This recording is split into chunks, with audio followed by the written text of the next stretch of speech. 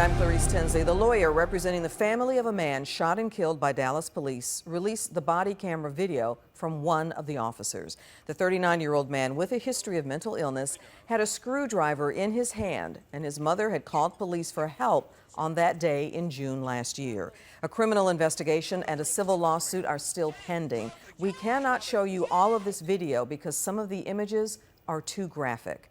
Now, to Fox 4's Sean Rabb with that video and reaction from both sides in the case. Right, Clarice, the first body camera video of a shooting in Dallas. We don't see everything because one of the officers' body camera systems is not working. What you see and hear, though, in just seconds, officers yelling commands that aren't obeyed and both officers making the decision to shoot. The officers are walking up to the house. Attorney Jeff Henley releasing body cam video as police officers John Rogers and Andrew Hutchins arrive at the home of Jason Harrison, where he lived with his mother. Harrison's mother called police because her 39-year-old son, with mental illness, was that day out of control. As she answers the officer's knock, police ask, How you doing, man? What's going on? Oh, he's just off the chain. Incoherent. Who's that? Chopping up people in the sun. Bipolar schizo. What's going on? You see Jason Harrison standing at the front door with a screwdriver, all less than 3 feet from each other. You drop that for me? Drop that for me, guy. Then police and Harrison's mother raise their voices. He doesn't follow commands, still holding the screwdriver. Drop it. Both officers open fire. Harrison hit 5 times. Images too graphic for TV.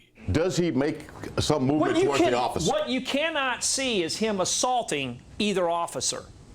You do not see that. Does he move towards the officer?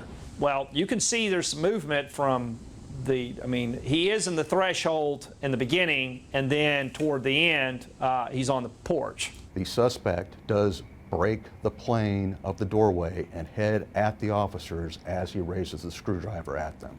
Chris Livingston represents both officers. First, these officers are already backed up by a car. There is nowhere for them to go.